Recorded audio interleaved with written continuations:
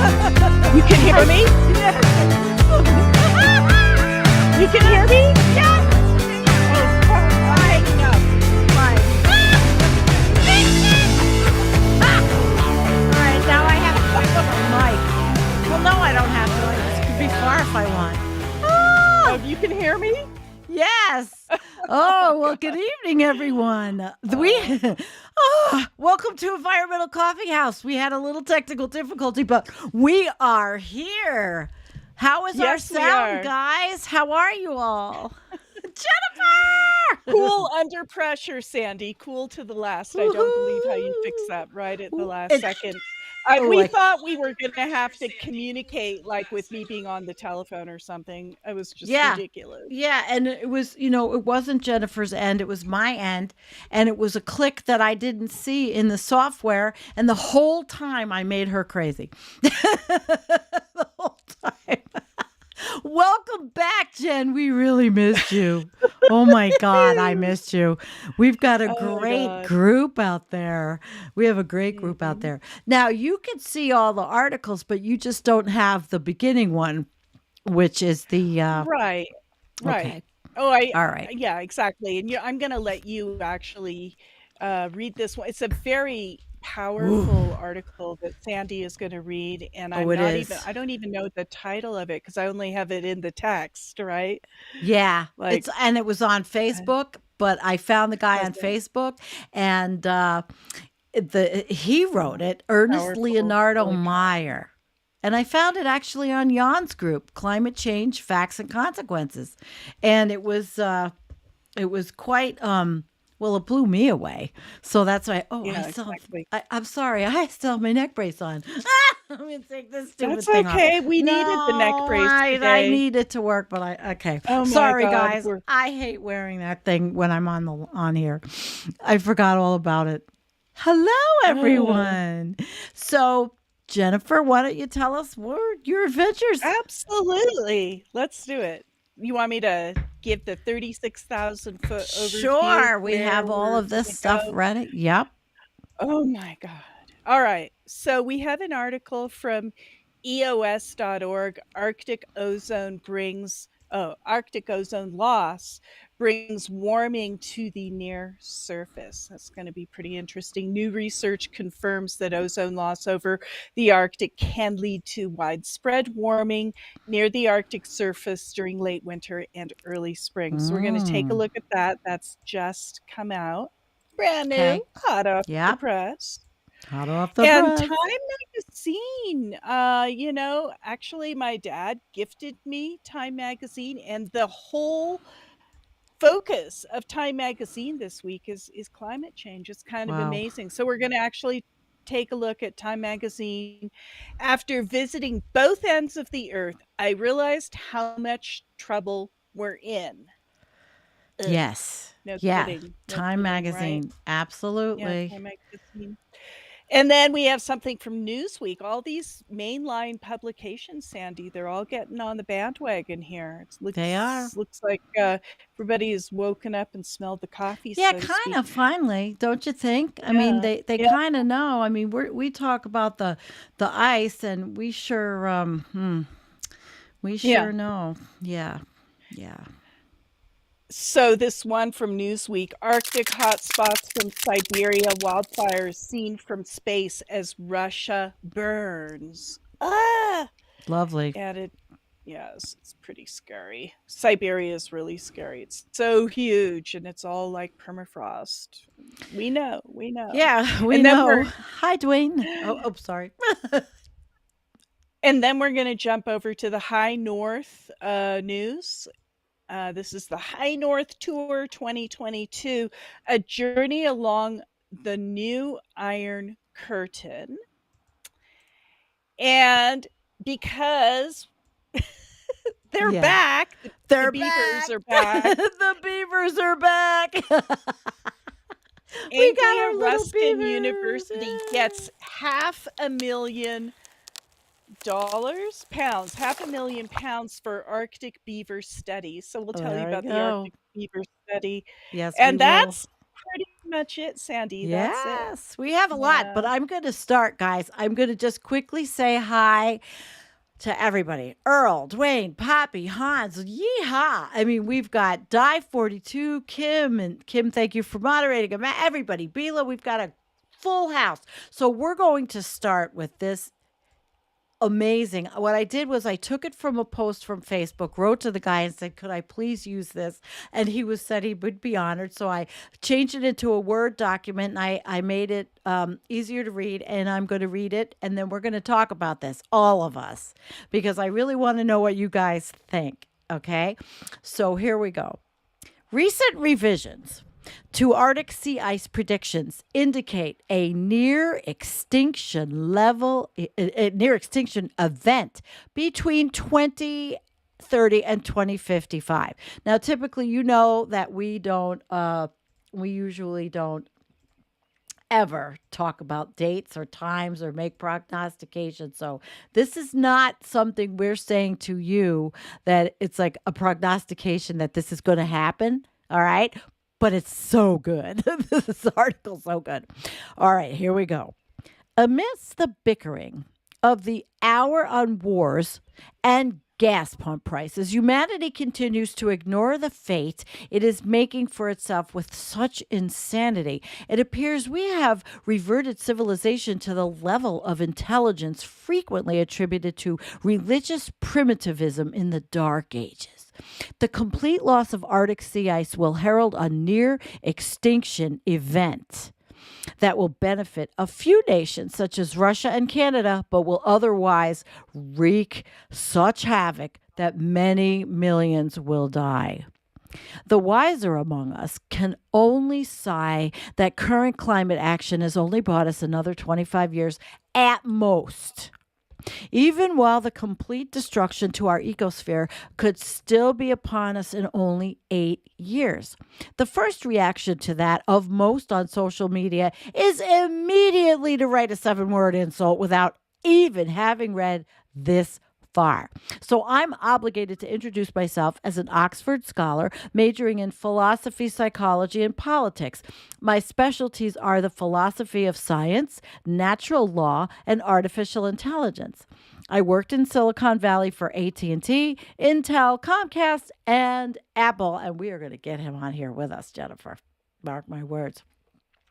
Hence, having stated my opinion for the stupid to ridicule, I'll be entirely putting aside the deep disappointment that all the few lovers of knowledge left have been driven to feel about the current state of world affairs. I will be explaining why the Arctic sea ice is important and why it might not be lasting as long as most people assume, and exactly what politicians have done about it. I'm wearing my Arctic shirt. I have to get you one, Jen. This was from is she here, Katie? Well, anyway, this was from Katie. It is. It's cool. I'm wearing the Arctic. It's covering me. And I'm getting you one. You have to wear the Arctic also. I have to get you a WASF hat also. Okay. Okay. So why is, well, then we have to match, you know. Okay. Why is Arctic ice so important? The weight of new scientific knowledge we have accumulated on global warming in the last decade, it's truly astounding. One of the least known data sources is the Argo deep sea buoy system, a network of over 4,000 sensor collections on floats that move up and down to gather oceanographic data at different sea depths. Argo is paid for by super trawlers, which use sonars on the buoys to find large fish shoals, and the sensor network is growing larger by leaps and bounds. Besides sonar, other sensors on the buoys report water temperature, salinity, density, and current flows. Supercomputers analyze the collected data to find the deep sea currents that transport temperatures around the globe. So currently, the currents move warm water northwards from the Mexican Gulf and Pacific and are blocked by Arctic sea ice, which cools the currents, causing them to sink and reverse direction. From satellite infrared data, the Arctic sea ice is melting at 2 to 4 times the rate of global warming because the lost ice is progressively reflecting less heat than the darker Arctic Ocean surface. When the Arctic sea ice is gone, it will no longer block the deep sea currents, causing them to warm the north coast of Russia and Canada, while increasing the frenzy of climate change across the rest of the globe. Russia's huge ice covered lands will be substantially warmed. So, oh, God, that's scary. While crop failures elsewhere in the world will cause massive famines. So, the basis for predictions. The exact year when all the Arctic sea ice loss is not possible to predict accurately, nor will it ever be due to annual variations.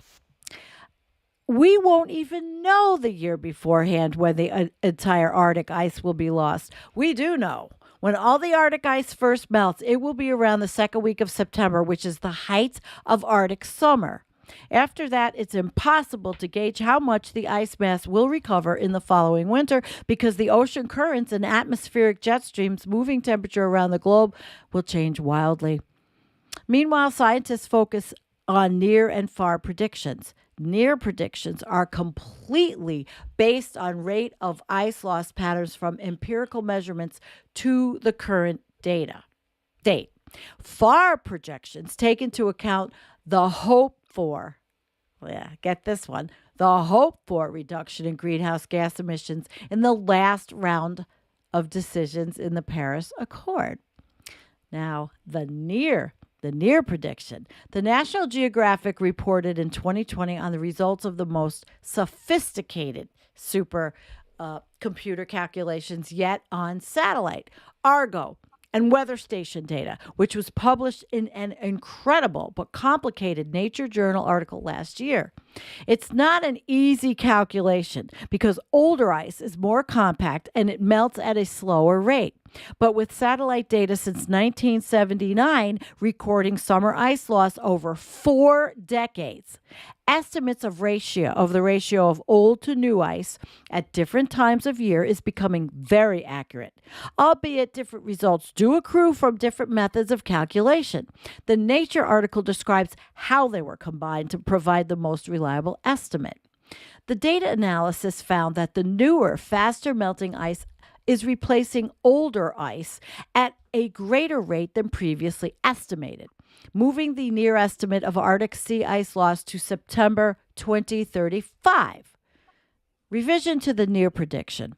International concern of Arctic ice loss reached a historic peak after the 2020 finding. Within months, a team of over 400 scientists from 24 nations were funded to intentionally embed their research ship, the Polar Stern icebreaker, in an Arctic ice flow for an entire year. We've talked about the Polar Stern. We love the Polar Stern. And so now we're going to hear a little bit about it, Jen. The ice flow, this guy, he's writing, this is a great article. I'm going to finish putting all the graphics in, and I'm going to send it to him with all the graphics I put in so he can then use it for something else. The ice flow carried the ship from Russia across the North Pole to Canada while the scientists gathered a massive barrage of data. While many data holes have been filled, one factor still requiring more data is Arctic ice depth. Okay, which so far cannot be determined by satellites. The Polar Stern scientists performed a chi-square, which is what this looks like, analysis of measurements around their ship compared to prior estimates of the ice thickness across the entire Arctic. The line data compared the area to the area data was sufficient to show that the prior studies overestimated the thickness of ice with fair confidence, but they did not have enough direct measurements to determine by exactly how much. So that would indicate that 2035 estimate for the loss of Arctic ice was too optimistic. In the last few years since, data has not been deemed sufficiently reliable for cumulative updating due to COVID lowering greenhouse gas emission rates worldwide, but they were still 10th and 11th worst in 40 years. So it's difficult to say by how much the near 2035 estimates should be moved forward by the new data on the lower ice mass. A reasonable estimate is 2030. There's the polar stern. Mm. The FAR prediction.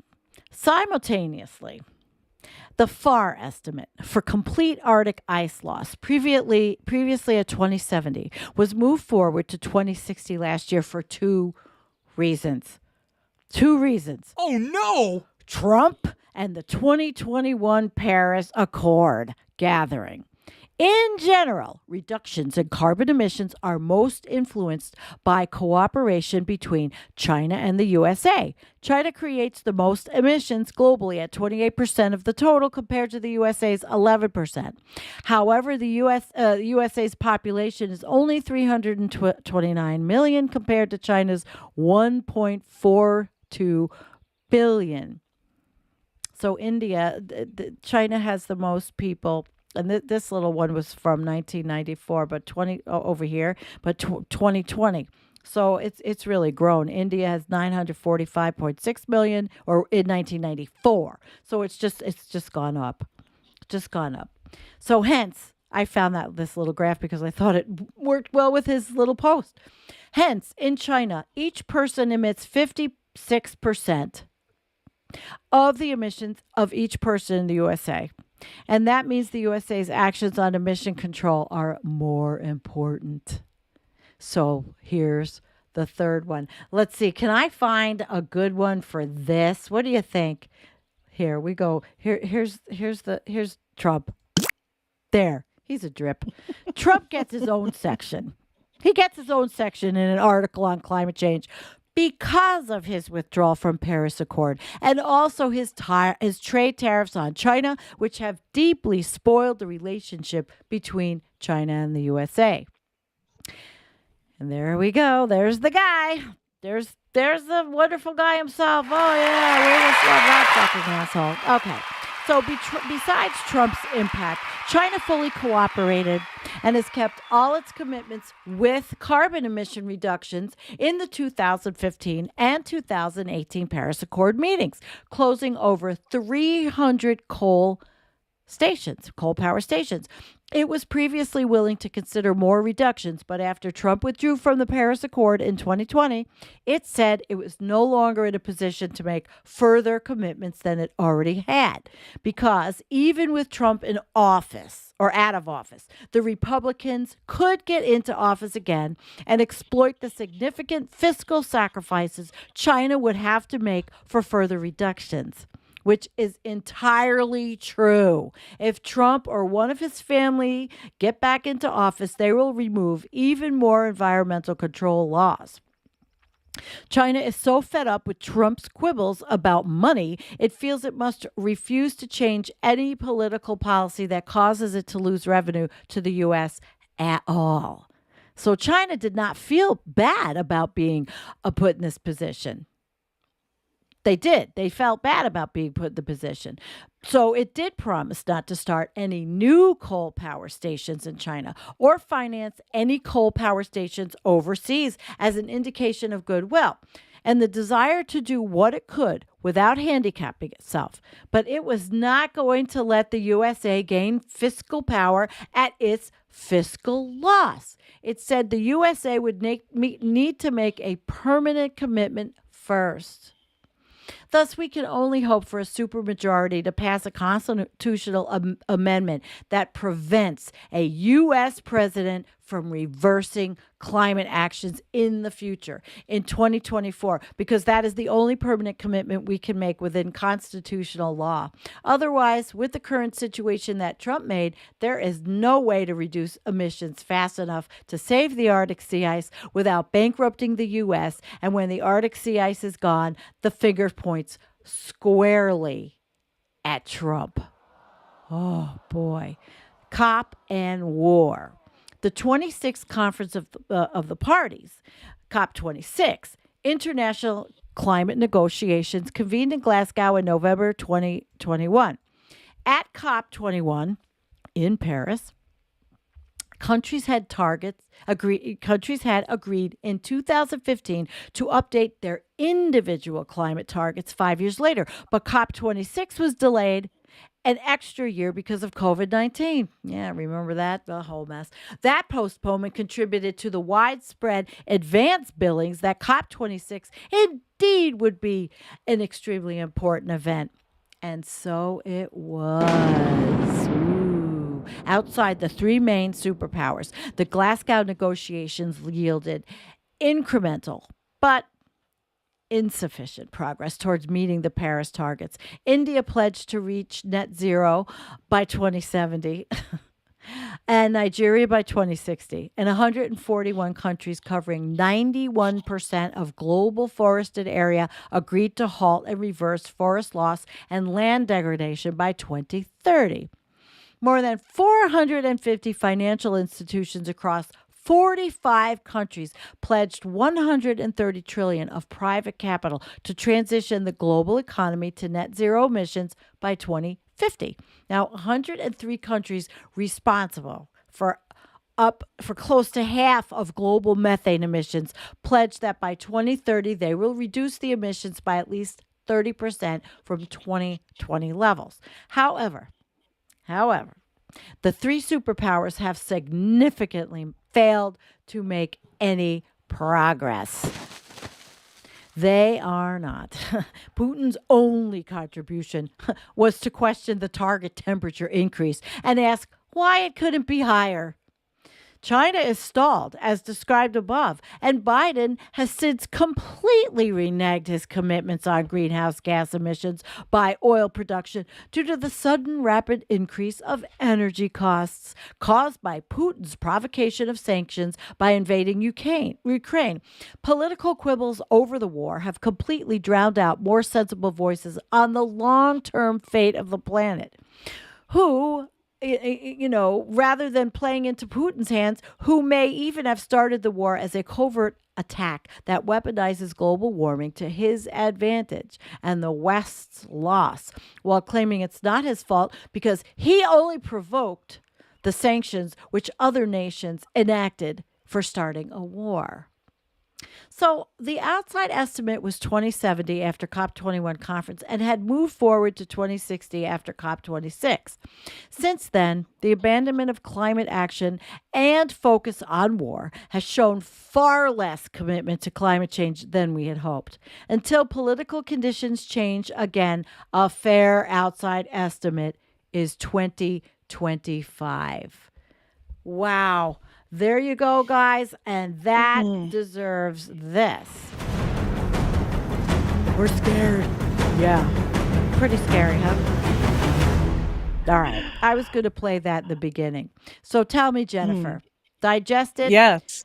You are the expert here on this, and I would love to hear from you on what you think. And what does everybody else think about this article? It was pretty heavy. Yeah, it definitely was heavy, and, I always think people get kind of hung up on dates, but I think what's more important than an exact date that nobody really knows, because I've been saying for, like, the last 8 years, "So the Arctic's gonna melt, like, in 2 years." I have as much credibility as anybody, but I got my numbers from the best, and at that time, in 2014, Peter Wadhams was saying that the Arctic was gonna melt by 2016, so just keep that in mind, It doesn't really roll out that way. We who look at this stuff all the time, we expect it to happen really, really quickly, but it may not happen as quickly as we think. Nonetheless, it's happening, and what's more important is the trend and the steepness of the trend. And we're in hot water here. Civilization is falling apart, and it's just, how fast is it going to happen? I don't think there's any way out of this, at this point.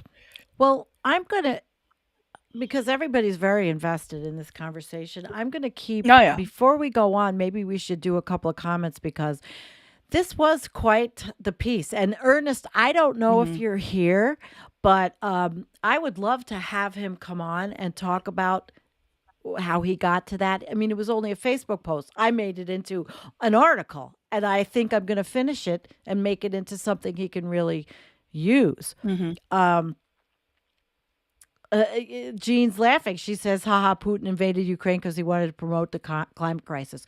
Who knows? It's a theory. That's why I think it would be interesting to have him on, because we do know that the Arctic and the permafrost in Siberia is great big area for more ships, icebreakers, for drilling. So who knows? Can anybody really know? Can anybody really know? All right. So let's see what you guys are talking about. Gary Hoover. The three superpowers have failed to make any progress. So then, how does the rest of the world respond to that? Exactly. The people that never made the mess. Jennifer will be right back. All right. So I don't know where you are. Okay, are you here? So Mhm. let's Yeah, see. I'm here. Here's Phillips. Had to stop and comment that I'm not sure the emphasis on complete loss of ice is a distraction. What about crossing 75% loss? Wouldn't that also be just as important? Hmm. See, everybody's bringing Yeah, up some well, interesting, great conversation. I wish he was here, but he's not. yeah, at some point it will be 75% gone. Um, and then in a few years after that, it's going to be 100% gone in September. And that is whether it's That is true.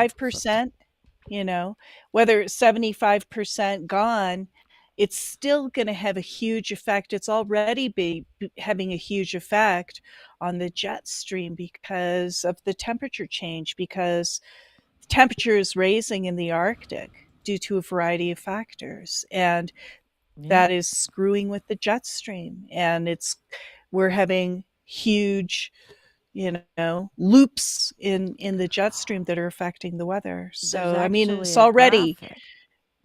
It is. it's already affecting life.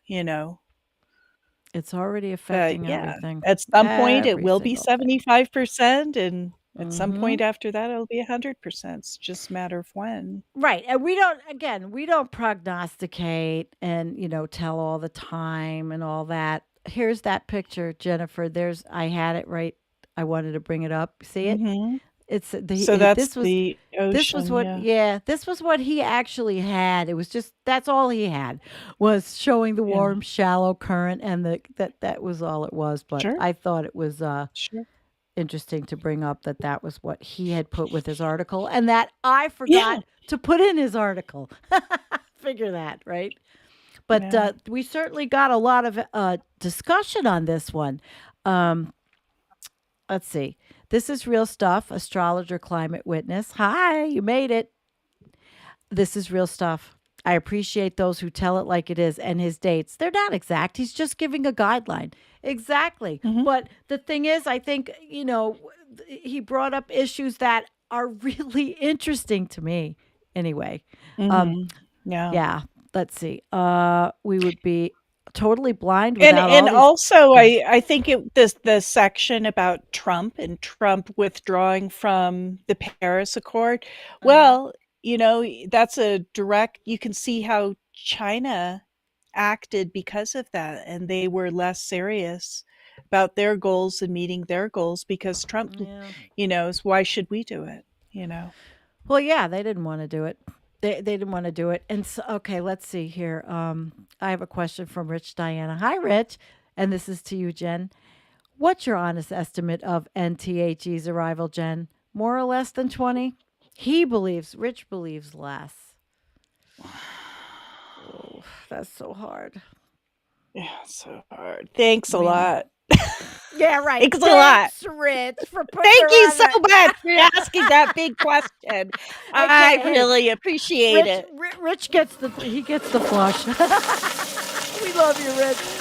I But mean, you prognosticating. know, Yeah. All right. Let's see what Jim McHenry says. He said, I think they're splitting hairs on percentages. The areas that are 100% will profoundly vent CH4 and CO2.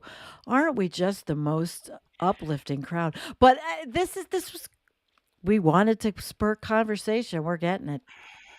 Oh, yeah. Well, I mean, all along the Siberian side of the Arctic, that is already venting methane plumes like crazy. And that is already the first to go and the last to freeze. That Kara Sea, that Laptev Sea, Yeah, that East Siberian Sea, everything it behind is us. hot, hot, hot, hot.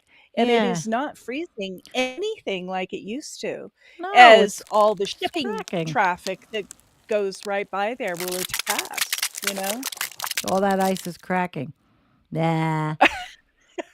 I think I got another one. Oh yeah, we have to just, we can't just do the show without some kind of, you know. Anyway, all right. So, do you want to move on and take over and do the ozone loss? Brings the Yeah, warming near the absolutely. surface. Now, here's another Yeah. one. It's Arctic night, and this is EOS. So, I'm going to bring us Mhm. back to the screen share. All right, let's share the screen, and here we Right. go. So, the Arctic ozone loss brings warming to the near surface, and new research confirms that ozone loss over the Arctic can lead to widespread warming near the Arctic surface during late winter and early spring. Non good. Definitely starts off with a bang of big non good. A This bang. is, Where's my bang? yeah, Jeez. this is some sort of, this four quad thing. Yeah. I don't know exactly what it is, It so I'm not going to try says and distribution of the interpret it. March total column ozone in the northern Oh, it's an hemisphere. ozone map. That's Okay. yeah. It's probably too Yeah, small for you okay. to see if you're not seeing it on your No, computer. I'm watching and I mine. I just didn't read it. I didn't do my homework, That's all guys. right. You I just am got back so from sorry. I didn't vacation. do my homework. She just got back. Uh-huh. You All right. it's All right. perfectly fine. We love you. I'm happy. All right. That's what's And I'm important. happy too. Mama's I'm happy. happy that you can I'm happy that you can hear me. I can, That's a big and it was my I fault all the whole time. oh. All All right. right, guys. Here we go. Unlike the Antarctic ozone hole that forms every year in the austral spring, Arctic ozone is usually well above the ozone hole threshold of 220 Dobson units. In case you didn't know, it's measured in Dobson units, right? This is because the Arctic stratospheric vortex is usually too warm to form polar stratospheric clouds, which are the key for severe ozone depletion. However, record breaking Arctic ozone loss was observed in the spring of 2020. Extremely cold air over the Arctic in 2019 Mm. 2020 winter was trapped in the polar vortex by anomalously strong westerly winds, resulting in Arctic ozone loss event over the area equivalent to 3 Greenlands. Holy moly. Greenland is big. In fact, since 1979, 3 extreme ozone depletion events have been observed in the Arctic in the boreal spring of 1997, 2011, and 2020. All 3 of these extreme ozone loss events were associated with stratospheric polar vortex that was anomalously strong and cold. Mm. That's right. That's why we've Mhm. been getting these very, very cold and strong winters here in North America and other places too. But it's dipping down. Um, you et al. Extract the thermodynamic effects of the Arctic ozone loss from the dynamic effects of the strong polar vortex state. They used a long term data set from a historical simulation by the CESM2 WACCM word salad. Dear God, help us. Model to sort strong polar vortex events into those that were coupled and those that were uncoupled with Mhm. atypical Arctic ozone loss. Quiz after class today, guys. I There you hope you got all go. that. I Yeah. am not sure I They did. love it. They love it. Yeah, right. They love it. They Yes. found that when a significant Arctic ozone loss event occurs, the northern annual mode, which is NAM, is significantly stronger in early spring than associated with strong polar vortex events uncoupled to atypical Arctic ozone loss. Ozone loss in the Arctic is accompanied by increased ozone abundance in parts of the mid latitudes, especially over the North Pacific. The positive height anomalies partially due to diabatic heating Wow. processes associated what the hell is it? We don't know what Heating that is, processes. No, associated with the but we're abundant going to learn. ozone blockage in the mid latitudes. This is so freaking nerdy, Sandy. I can't believe it. We are Are nerds, Jen, and we stronger, wear it proudly. not this nerdy, mid latitudes are stronger for Arctic ozone loss events than when ordinary strong polar vortex events are uncoupled to larger Arctic ozone loss. Oh my Okay. All right. During Here's the atypical Arctic ozone loss events, the positive height anomalies expand to cover almost the entire Arctic region, leading to an earlier and more rapid reversal of the NAM than when strong polar vortex events are uncoupled with atypical Arctic ozone loss. Whew. Who the hell wrote this thing? In This is like EOS too. too complicated. I Well, am sorry. I am they not took it that right nerdy. from no, but they took it. I am not What it that nerdy. says is basically we have problems with. I mean, they're Okay, I have measuring the one more problems. article. One more paragraph. I think I can get through this last paragraph, Sandy, and then I'll hand it back over to you. Overall, the results suggest Thought you that were the doing pure great. effect of ozone loss on the troposphere is still robust, even in the absence of anomalously strong polar vortex.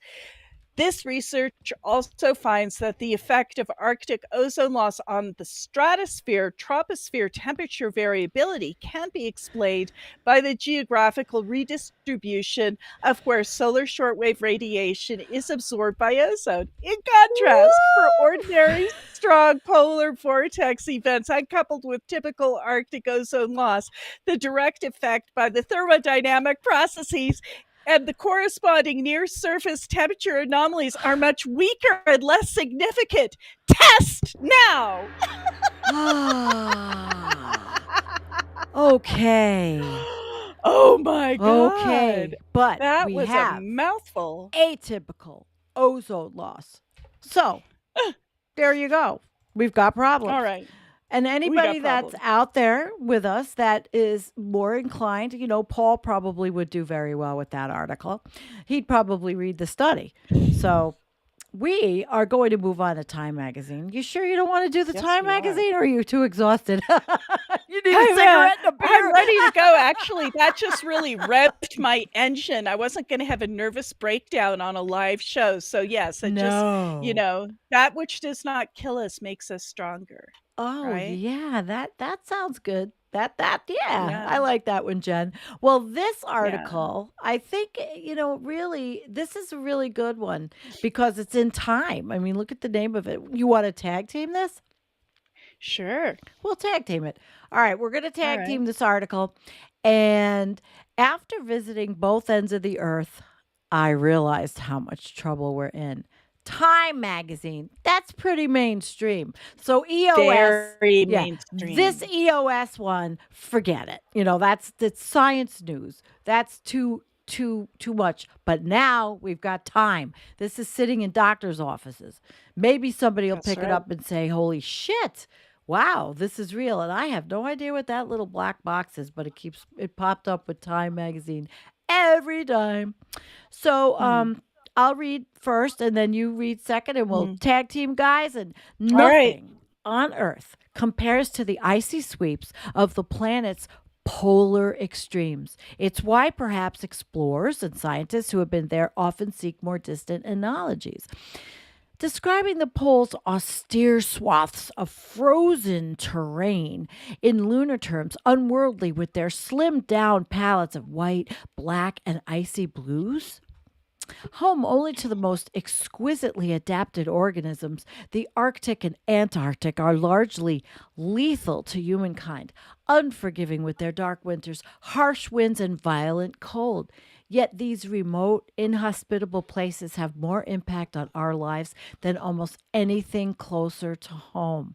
The poles regulate our climate, our weather patterns, and even our maritime food supply. And they are warming faster than anywhere else on Earth, with untold consequences for those who live at the planet's more accommodating latitudes. Your turn. I saw this firsthand on February 6, 2020, when Antarctica logged its hottest temperature on record, 18.3 C. That's 64.9 Oh Fahrenheit, boy. at Argentina's Esperanza weather station. I was on nearby Anvers Island, accompanying a team of ornithologists at the New York Stony Brook University Oh, conducting a Stony Brook. census of the region's chinstrap penguin population. I don't have a Members of sound the for them. expedition Yeah, I don't. exactly. Members of the expedition relished the balmy weather, stripping down to t-shirts. Nothing abnormal here, guys. Let's go swimming. But it was an ominous sign for the species they were there to document. And here, this is the cover of Time The magazine. Can't cold believe it. truth. The cold Yeah. truth. The cold truth. Yeah. Penguins aren't just adorable icons of Antarctica. They're a sentinel species, an animal whose behaviors can tell scientists if something is going wrong, in particular, environment. Chinstraps feed mainly on krill, tiny crustaceans that are the foundation of the marine food chain.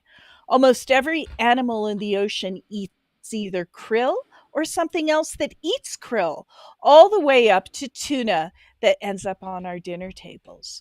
Oh. Krill feed on the algae and phytoplankton that cling to the underside of ocean ice. As Mm. global temperatures rise because of increased carbon emissions, sea ice is declining. It would be impossible to survey the health of the world's krill populations, but if chin straps aren't doing well, it's likely that krill Oh and my everything that eats krill aren't doing well either. And our carbon God. canaries are not doing well.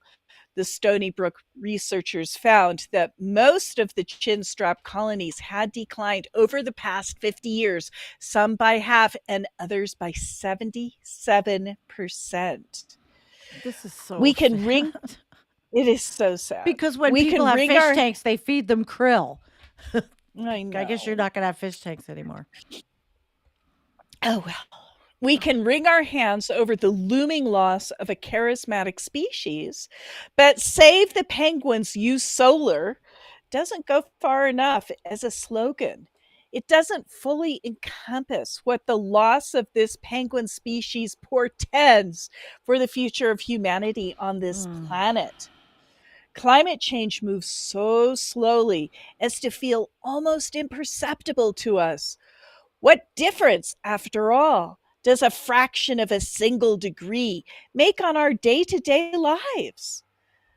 But lay that trajectory over something more fragile and less resilient, like the chin straps, and it quickly becomes clear the domino effect of climate change is already starting to reach uncomfortably close to home, or at least it should. There is an incomprehensible disconnect between what climate science says must be done and in an immediate shift in how we produce energy, travel, and eat, and what we, our leaders, are willing to do. At what point does the distant threat of ecological collapse assume the fierce urgency of now? When the sea ice is entirely gone? When the Mm. penguins are? By then, it will be too late. You want to take it, Sandy? Yeah, but I got okay.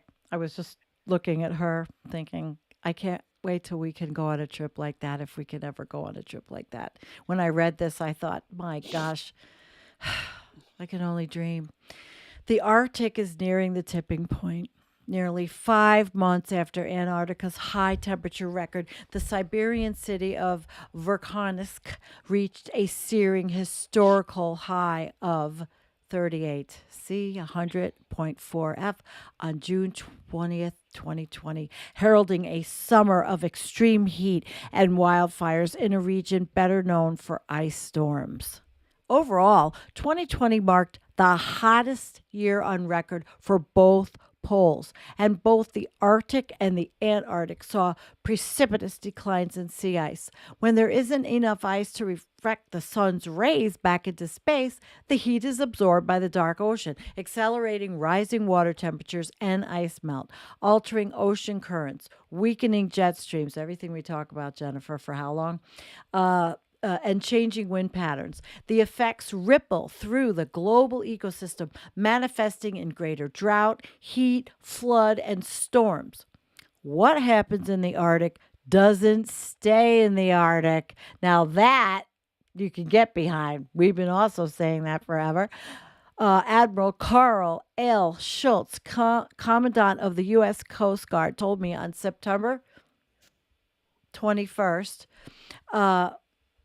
Okay, I'm sorry, I lost myself. September 2021, to visit the Canadian Arctic output of Resolute. Hurricane Ida had just ripped through the Caribbean and parts of the U.S., killing 107 from Venezuela to Connecticut and costing more than $75 billion in damage.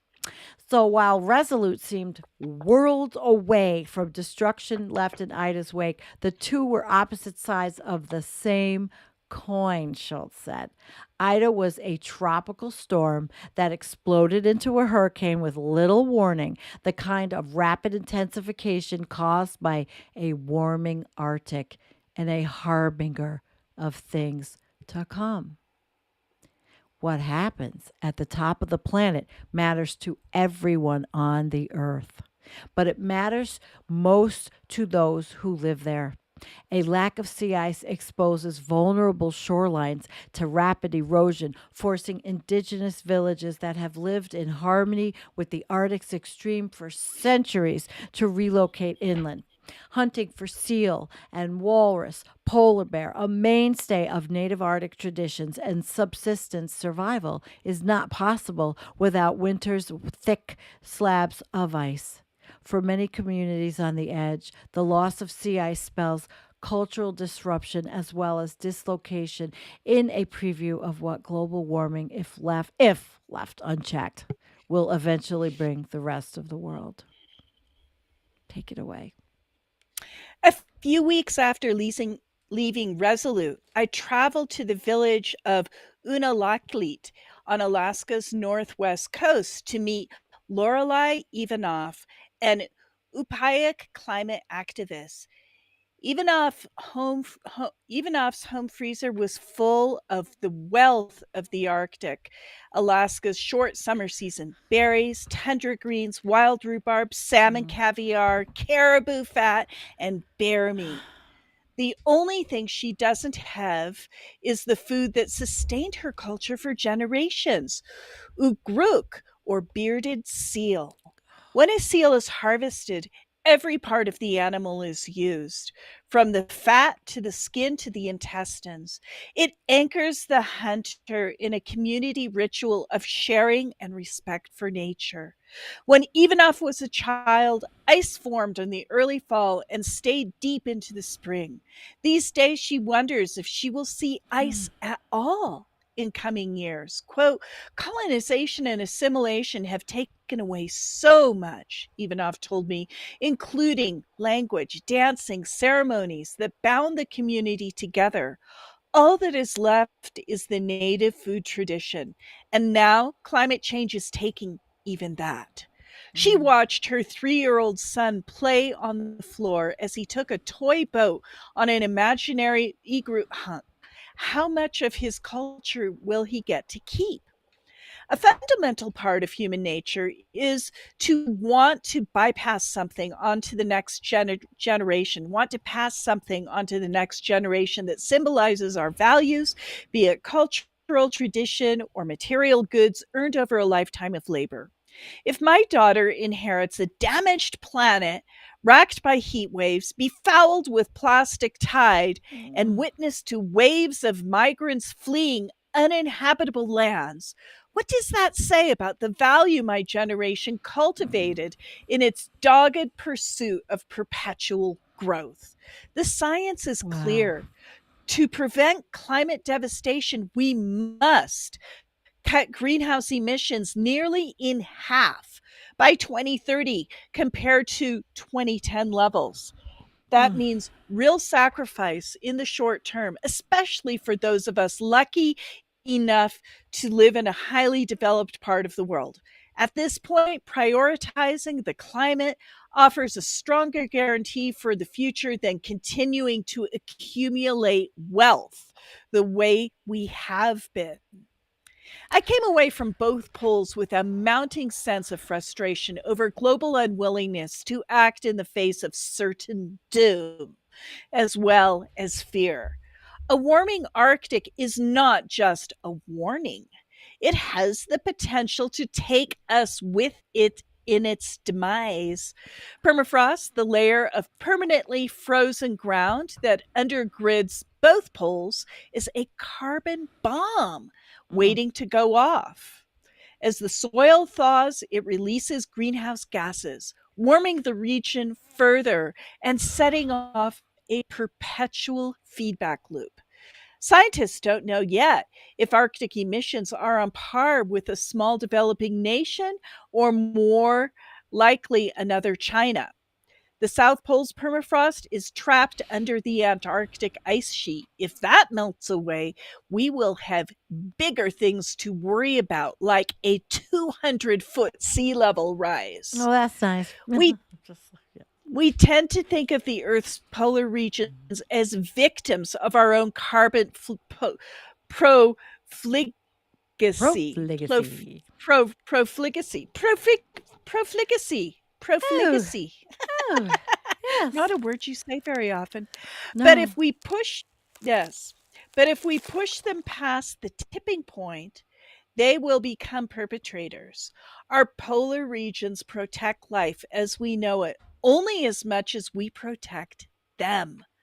It's worth sacrificing a bit more to ensure that we leave a better world Oh, behind. my God. That's it. Wow, that was a pretty heavy one, Jen. Yeah, I But you know what? know. There's a lot of stuff there in Time magazine. There was a lot. I'm trying to Hmm. bring us back. There was a lot of stuff there, and Yeah. they had. So if are people reading this stuff? That's what I'm asking you. Are people reading and understanding? There's got to be some Oh, big awakening crises out there. I mean, they're putting it pretty. They even mentioned the carbon bomb. They didn't say methane bomb, but they right, said right, carbon right, bomb. They right. said bomb. This is like very unusual speak for these types of publications because we've been dinged so many times for saying bomb and being alarmists. And here they are. They're saying exactly what we've been saying Uh for the huh. past many, many years, Time magazine. Wow. Time Magazine. Well, guys, see, there you have it. I mean, it's getting to be more mainstream because the people are understanding that there is a lot of trouble. Poppy says she hates the hopium part.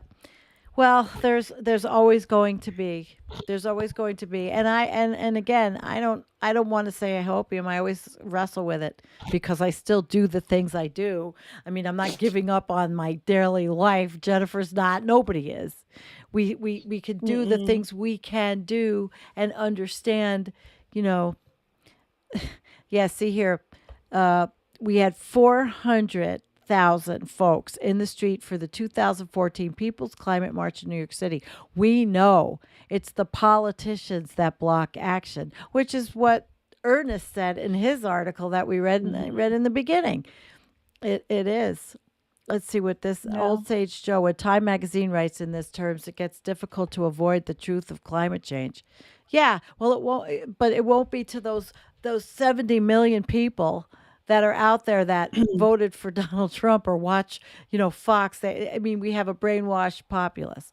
I mean, I don't see a lot Mm. of things changing, but well, we do have another one that is Yes, about a we do. journey. Yeah, we have two more actually. I mean, we've been an hour, but we haven't been together in a long time. And the first one, that the Eon article, I think that we went a little I went a little too nerdy on that one. So this one, Yeah, this think. one, yeah, yeah, yeah, Yeah, yeah, think. yeah, yeah. But every once in a The while, nerdiness what the almost hell? killed me. Killed by Well, nerdiness. oh gosh, do I have a sound for that? I don't know. I think, let's see. What would be the with this killed by nerdiness, scared to death because we woke up knowing we are Well, that's nerds. the thing. I mean, you couldn't get more boring, I mean, I understand they have to use scientific language. In their I little, I yeah, in understand there, that, I do. yeah. But really, do you need to put people into a catatonic state where they can't even remember their own name because your article is so fucking boring? Oh Really? God. Well, they have. We'll have to just look at their. I've read things from them before, and it wasn't that. I don't even Oh, have a yeah. snore fest. All right. Well, Oh my god. let's read about this guy, and he took a journey along the new Iron Curtain. And that's what he's calling it. He said he's a researcher at the Arctic Center in Rov. We're really good tonight. Rovaniemi, Finland. And he's unable to pay his Russian colleagues. So this is like with the scientists, how this whole thing just has now created all kinds of problems for the researchers. And this is going to be huge, I Mhm, think. So this guy who yeah. was traveling along the Russian border, it's a journey canceled in canceled meeting places. First due to the pandemic, then due to the war in the blink of an eye, also put a halt to digital meetings between the East and the West.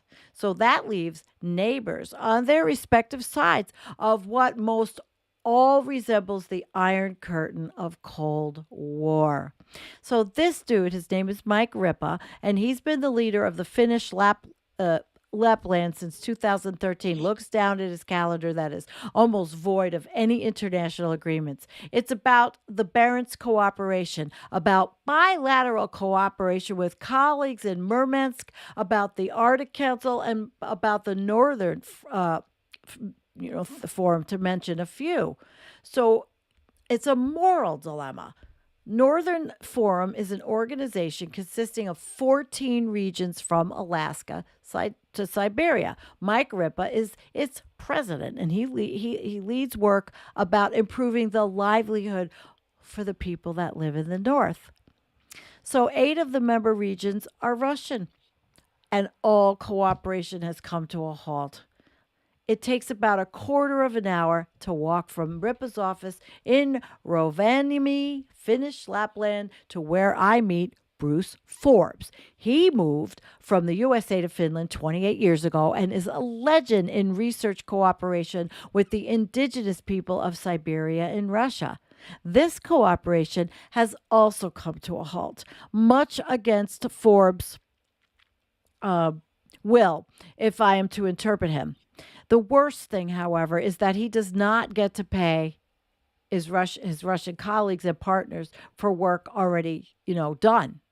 So on the day that I met him, he was out on a frustrated and flailing hunt for loopholes in the strict sanctions regime that makes transferring money to Russia virtually impossible. His last hope was to pay from his own bank account. Finding himself in this moral dilemma made Bruce a haunted man. And haven't we talked about this, Jennifer? How this Mm. science and the research and all the cooperation, Yes. and here we're reading right about it. Yeah, So that's this right. picture, it's showing, yeah, that's why I thought we would go over it, because this guy is on the front lines. And internationally, Vowen, once again, it is striking to see how internationally woven the high north is. I saw last winter too, when I was journeying northern Norway in the shadow of the pandemic, both Politics, business, and academia in the North are first and last about international markets and international cooperation. So he wheeled out from Rovaniemi and once again hit the icy roads, cutting through never-ending forest. A break, perhaps just a few seconds, before it once again engulfs my mobile home office, a car that is rather left alone on the roads of the borderland. Finland and Sweden meet in two towns that appear to grow into one, Tornia and Haparanda. Haparanda. The population of the two countries also meet through increasing support for international security policy cooperation. So, just a few days ago, the defense chiefs from Norway, Sweden, and Finland met to stress the Nordic defense cooperation. And in Sweden as well as Finland, the desire to join NATO appears to be growing by the minute. If Finland were to decide to join NATO, Sweden should follow suit, according to an overwhelming majority of the Swedes. Now, we here in America probably have different ideas. We always do. But we don't live there. This is from somebody that lives there. The EU or NATO. Both Finland and Sweden are EU members and are also moving towards NATO. Norway is a NATO member state. However, it is also incapable of having a constructive debate about EU membership. A divided Labour Party governing alongside with the Agrarian Centre Party choke any attempt at EU debate. Did you want to take a hand in this one? Jen? I think Jen froze. Did you freeze, Jen? Okay, well, I'm going to keep going. That illustrates the tense security situation in the high north. Wow. Yeah, that's pretty heavy. So this happens at a time in which the significance of the EU can hardly be overestimated, both during the pandemic and in the struggle against climate change. And now the war in Ukraine. In all these areas, the EU has played and is playing a key role without it making any impression on the political opposition inside the government. So it is, that was weird. Let me just make sure I get her back. But so you guys can get this. You get this. He's like eradicated. It is evening by the time I find a parking space. That is not by chance. Here in Ardjar, the Norland Dragon Regiment was reestablished as late as September last year. This illustrates the tense security policy situation in the high north. During the war, Russia has chosen to move large troops from the border against Finland and Norway to Ukraine. During the past week, several sources have reported that the ground forces of the Russian Northern Fleet have been more or less eradicated in Ukraine. These are soldiers meant for a war against Norway and Finland, but they are no threat now if we are to believe the defense experts. Normally, the 200th Motorized Infantry Brigade is located in the Pashenga or Petsmo, which is still the Finnish name for the town that used to be Finnish until 1944. So, at the same time, the Nordic countries are strengthening all their branches of defense. Today, I leave the EU and enter NATO. In other words, I'm returning to Norway again. It's heavy stuff. So you read about what's happening there as a consequence. I mean, everything that's happening in this war has just it's just like wrecked everything. Again, something happened with Jennifer's sound. I don't know what happened. Well, we have one more article left, and it was the beaver article, and I've clicked the right things. We're not going to try to work on this because shit happens. Shit happens. But maybe we won't do it and we'll save it because I have clicked the right thing to get her back. What do you guys think out there? Do you want to, I mean, there's a beaver study, and it's cute because we wanted to end up with talking about how the beavers are and the changing habitats and behaviors of beavers. Maybe we'll save this then because I can't change the sound. I can't, but I can call you and Jennifer. I'm gonna call Jennifer and she's gonna say goodbye. So we figure out how we can fix stupid crap that happens, and then she can say goodbye. So this is how it goes, guys. Sometimes, Hello. hi, that's live. There, you're on live. Can you hear Jennifer, guys? Anyway, I don't think we should troubleshoot this here. No.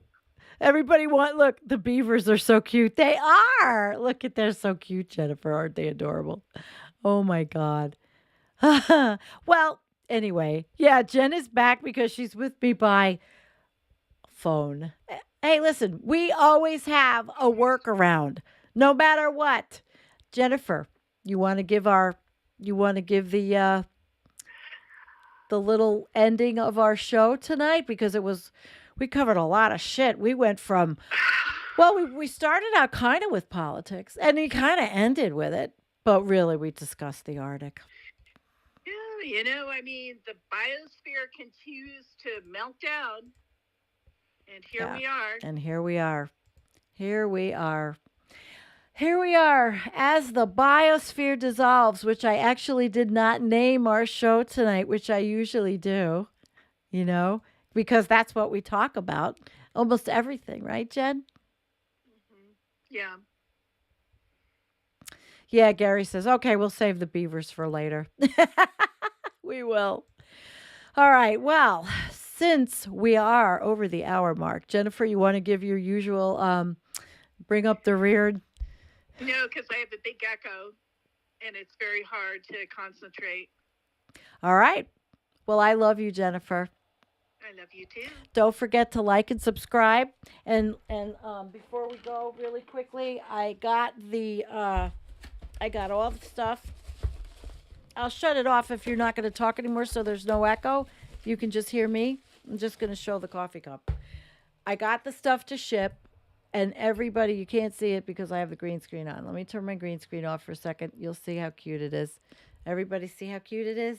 Oh, It's really nice. that's wonderful. Yes, I finally have them. How much are they? Well, I was thinking there's a lot of people that have made lovely donations. And like Lisa, who sent me, I'm going to show you really quick what she sent me. She painted this. Isn't that beautiful? Gorgeous. It's just beautiful. Look at that. And people are just so beautiful and generous. So there's people that will get coffee cups, but if you want a coffee cup, I got I got them all. They're here. I have the shipping. I'm the shipper. I'm everything. So if you want a coffee cup, you can do it you can go give me a donation at Buy Me a Coffee. Or I'm thinking $25, but I don't know what shipping is. And I don't know. Shipping is quite expensive. Lisa sent me a couple of things. She sent me these freaking awesome sneakers I'm wearing, and she's paid a lot of money in shipping. So let me go to the post office and talk to them about how this will work. And meanwhile, just like planting my seeds, I will start packing coffee cups because they're really nice. And Jennifer, of course, you're going to get one or two even. All right. Say farewell. Farewell. In our stupid whatever happened here. All right, guys. Love you. Don't forget. And we will see you next Sunday with a wonderful show. I'll see you on Wednesday. I'm working on a guest. And, Kia. Oh, my God. Hi, Kia. Oh, Kia and I are activists. We went to Philadelphia together. We went to the convention outside and interviewed people. And, oh, my gosh. Kia, you should come visit. Come visit the show. Kia would be a great guest. All right, guys.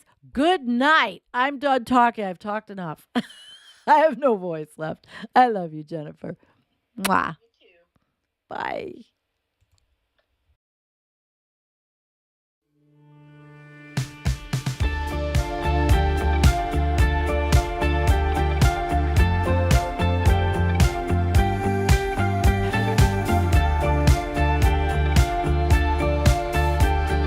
Thanks to the mods.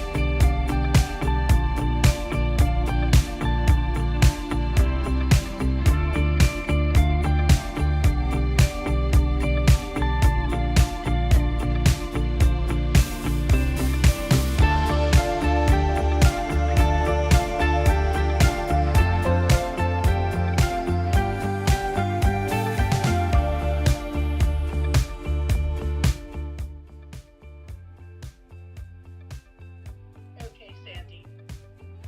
All right.